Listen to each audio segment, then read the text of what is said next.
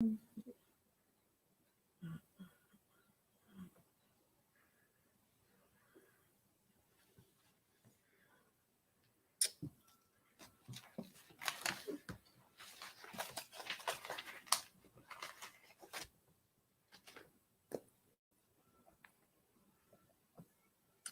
morning, everyone.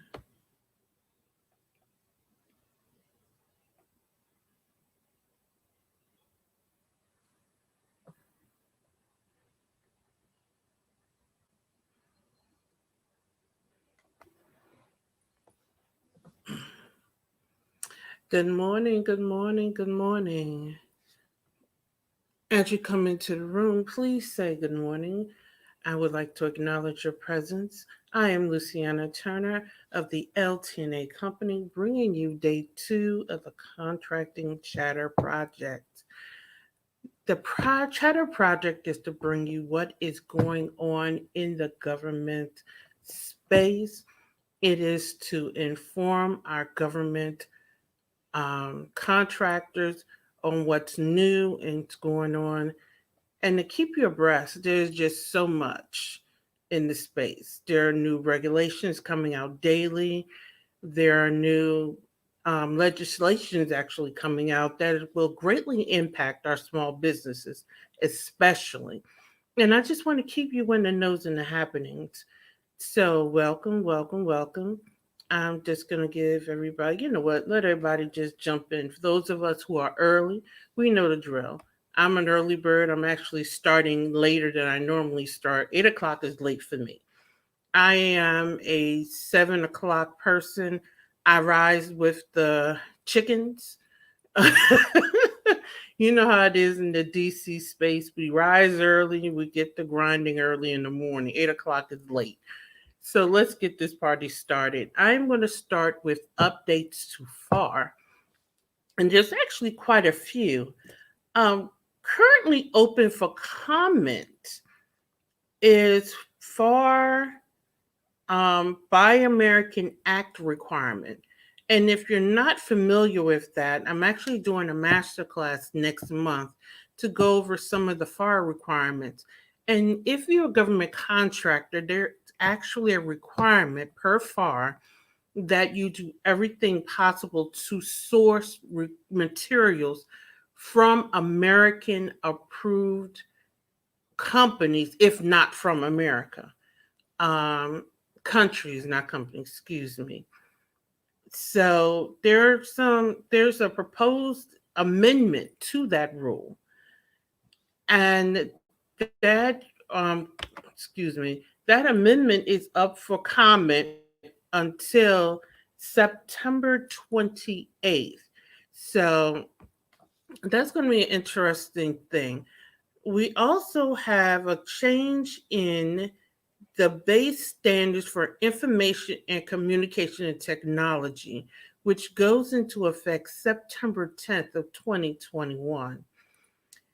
And that is going to be found, that is actually for our case 2017 0-011, section 508. And that is the base standards in information and communication technology. Now, we know there is a lot going on with cybersecurity, with spyware, malware, and all that stuff. So there's increased requirements on contractors to secure their systems, and that, and especially if you want to do work within DoD, if you want to do work with SEC, and they're actually pushing that requirement out even into GSA. And that's an interesting conversation going on in the space now. So I would caution any of my contractors that you need to stay aware of these cybersecurity requirements that are coming out. And whether you're bound by these requirements or not, I would tell you, you should look into becoming cyber secure. Small businesses are being attacked on a regular basis. And there's actually this new thing where companies are actually being cloned. And they're recloned in such a way till the new companies are mirroring the current companies till it's causing customer confusion. And it's causing small businesses a lot of money to the point some companies are having to shutter their businesses. So I would greatly urge you to seek the counsel of any of a reputable cybersecurity company, even if it's another small business or a cybersecurity specialist. It is becoming ridiculous. And they're attacking small business. I'm segueing a little bit, but I'm going to get back on point in a minute. But they're attacking small businesses because we do not have the bandwidth for awareness, and some do not have the bank accounts, or they feel they don't have the bank accounts to take the necessary steps to secure themselves. And what I will challenge you is this: it is better to spend a couple of $100 now than to lose a couple of $1,000 later. So that should be a part of your awareness and your security plan. That's just my little um, tidbit of information for today. And let me get off my soapbox and continue our conversation. Those are just two of the new FAR requirements that are coming down the pike. There's also another FAR requirement, and I just lost my page, and I don't want to here and search for it and keep you today. But the BetaSam website is up and fully functional. So if you are searching for government opportunities, if you're searching for wage and determination information, if you are searching for, you want to do like one stop research, go to BetaSam. That is the new consolidated website that the government is using. It is replacing the old SAM website. I don't even think the old SAM website is up. It has replaced FBO, which was the original website that housed all of the government contracting opportunities. And it's if it has not already, it is going to replace the CFDA, which is the assistance living listing, website that the government had. So that's go to Beta Sam's. That's where you're going to do all your research, and it's also where your company should be registered. Now, word of caution: if you receive an email stating that there is a charge for registering to do work with the government, that email should be instantly deleted, and that email recipient should be blocked. There are companies who charge you for assisting to register you. That is a perfectly legal service. But if there is a business telling you that you must pay a fee to register to do business with the government, that is not legal. There is not a fee to do business with the government. There are contracts once awarded that charge you a percentage or a service fee, and we'll get into that a little later. And I actually did a master class about 5 years ago covering that, but I think that warrants revisiting, where there are certain contract types that will charge you a percentage or a fee, a 1% fee for servicing. Oh, the name of the website is beta BETA .sam betasam.gov. That's where you will register to do business with the government. You must be registered on that site. You must be registered on that site to even obtain government grants. And what we're also seeing is states are requiring you to be registered in BetaSam. States are starting BetaSam requirements. BetaSam has also required you to put all of your banking information there in there as well. They will also now require you, because of fraud that is occurring, you to submit a notarized letter stating who is authorized to speak for your company. And once you submit that information, whoever is listed on that letter are the only people or persons allowed to speak on behalf of your organization. So as your organization changes and grows, you must make sure that information stays current in SAMS. That's something that's also part of my training class before the RFP. A little shameless plug there. That you maintain congruency throughout the government and throughout any agency that you're doing business with. I also want to talk to you about contracting increase. Contracts budgets has increased by $83 million this year. And it looks like there's going to be an increase in spending next government year. Now we are in this is August, the fourth quarter of the government year. So the legendary low hanging fruit is out there.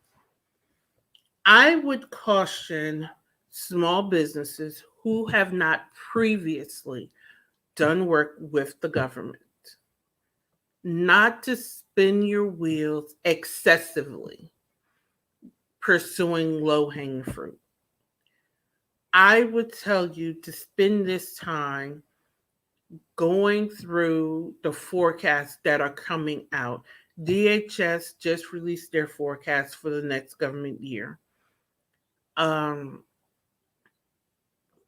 I do know Capitol Police has released their forecast for the next government year. These government agencies are now releasing their forecasts for next government year. I would tell you to spend the next month and a half going over those forecasts, seeing what is available and what's coming down the pike. I would study the forecast to see what contracts are ending and start to build strategy. Low hanging fruit, pursuing low hanging fruit is only beneficial. And I'm going to say this with a caveat, and I'm getting ready to go against the grain. It's only beneficial if you already have an established relationship. But if you're coming in the door, they don't know you, just throwing stuff in the wind isn't the highest and effective use of your time. I would challenge you to use this time to do strategic introductions. I would challenge you to use this time to become acquainted with your potential customer, because a lot of small businesses, quite frankly, are trying to get in bed with the wrong customer.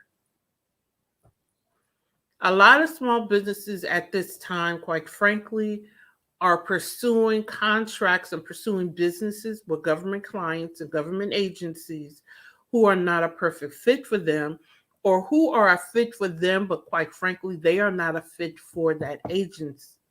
They do not have the bandwidth to deal with them. And when I say bandwidth, I am also talking about the emotional intelligence. A women, I love my sisters, but if you going into Department of Defense, I'm not telling you that you got to put on some male energy, but I'm telling you got to toughen your skin. There's a lot of the old guard out there, and quite frankly, some of the new guard is worse than the old guard. We cannot be offended by silliness. Pick and choose your battles and pick and choose them well, and when you fight them, know how to fight them. And then there's some battles you should not even fight. I'ma just go there. Some battles you should not fight in the government. In the government, as you are growing, You have to learn how to fight. And this is something I learned when I was working for one of the top 10 government contractors. They used to sit down and have discussions about, and they were a multi-billion with a B dollar contractor. They had conversations around whether they were going to fight battles. And if they had that conversation, what about you? If they sat at a table and they decided whether or not it was worth alienating a client over a battle, what about you? Sometimes we get on horses that don't need to be ridden. That's just the thought process. And this is all going into the strategy. I'm not saying that you put down your moral beliefs or your ethics, because in government contracting, if you're not ethical, you will be banned. And another day, matter of fact, tomorrow, I will talk about ethics and contracting ad nauseum, because it is easy to stray into an ethical violation. But I will tell you that sometimes your ethics get confused with your pride when you pick up some of these battles. And you have to sit back and decide, is it your pride or is your ethics? Is this really worth fighting? I know I'm stepping on some toes because I lost a couple of viewers, but that's okay. I'm gonna have to stand on I will die on this hill. I'm okay. I'm unapologetically standing on this hill. Whew. But to wrap up this morning's conversation, and and as we go on, the chatter project will actually run more along the lines of 30 minutes. But as we get started, it probably won't go as long. But as we're getting started, we're talking about the strategies that go into government contracting.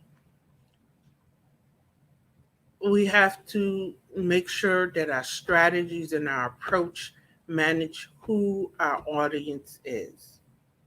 Federal contracting is a little different from state contracting. Past performance looks different on each level. Not having a contract looks different on each level. Having a contract and losing a contract looks different on each level. It's not always a bad thing to lose a contract. I want everybody to understand that, especially if it's your first contract. So we need to understand how to debrief around that.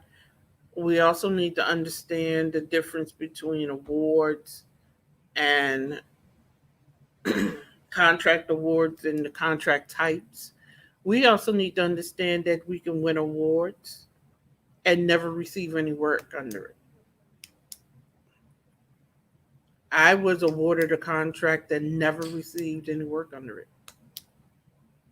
I mean, it just is what it is. That's how the government space works. So if you're looking for guarantees, you're in the wrong space. You can receive a stop work tomorrow. And stop works in government space can be caused for a plethora of reasons. And that's something that we'll be talking about as the Chatter Project continues. What can cause a stop work? How do you get through a stop workage? If the stop work is because of something you've done, how can you approach it? How can we cure it? I will actually bring on some guests that will talk about curing those things. I'm actually working on bringing in some contracting attorneys that work in government contracting space that will help small businesses navigate. that, the legalisms of government contracting. That is different. All attorneys are not built the same, just like all doctors aren't built the same. So you need to consult with government contracting attorneys when it comes to certain things. We will talk about the Department of Labor requirements within government contracting because, quite frankly, you are audited to death in government contracting. That's why I can't stand the way media covers government contracting. They make it sound like the government is in bed with the contractors and it's just a plethora of wasted funds. Everybody wants small government, but they don't realize the work has to be done by somebody. So if you want a small government, that means expanded contracting. If you want small contracting, that means a bigger government. Nobody has found out how to get the work done without the two. So there's always this vilification of contractors. And I really believe that's because there is an abundance of misinformation out there about the true role government contractors play. Now, some contractors do not help themselves with their reputations that they put out there for themselves. But that's part of what the project is going to do. We're going to kind of like bust through some of those myths because the contractors, we're out here, we're doing the work. We're good, honest people out here putting forth the effort, doing the work, paying people, employing people. And we're not billing for fake employees. And, that's an interesting conversation in and of itself. I will actually bring you some of the audits so that you can understand where a lot of these regulations come from. Every regulation comes from an audit finding. Every regulation comes from some type of investigation. Some of these investigations were so wild and ridiculous. You will be like, they got away with that, but it opened the door for women, for minorities, for underrepresented individuals to get in there. Because at one time, contracting looked like the good old boy system. And and I would argue it still is that way. Unfortunately, it still is that way. But I would argue it's still that way because people don't take advantage of what's out there. But that's another story for another day. So I'm going to just wrap this up this morning with, if you want to go look at some of the FAR updates, that can be found on acquisition.gov. If you have something that you want me to cover or you want me to dive into a little more, send me an email, or actually you can send me a direct message. I think that'll be better. Direct message me a topic, or if you heard me say something that you want me to dive into a little more, send me a message. I will be more than happy to answer your question or make it an expanded topic on the platform. And we're going to close this out by me saying this: in everything you do, take time to take care of you.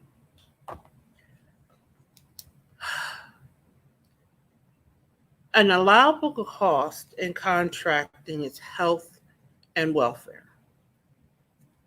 You are allowed to budget for and reclaim through indirect costs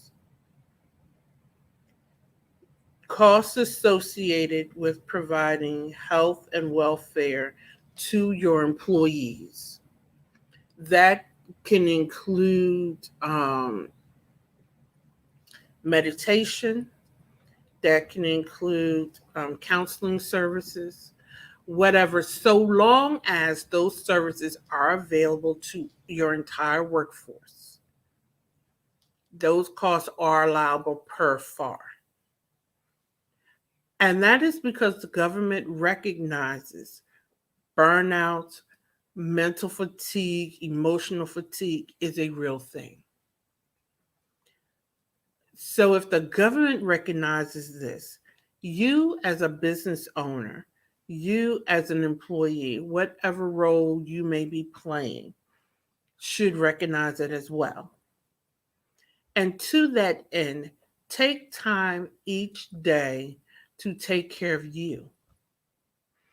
I don't care if all you do is during your 15-minute break or you take 15 minutes for lunch and you go outside and take a deep breath of air. I don't know if you work from home, step out on your balcony, take a lap around your parking lot, whatever, read a book, whatever you need to do to unplug and decompress. Self care is the most important thing you can do as an individual because when you're wasted and burnt out, who is going to be there for you if you're not there for yourself? And with that, I'm going to close out. I will see you tomorrow morning, bright and early. Well, late and early at 8 o'clock, with another installment of the Chatter Project. Have a great day.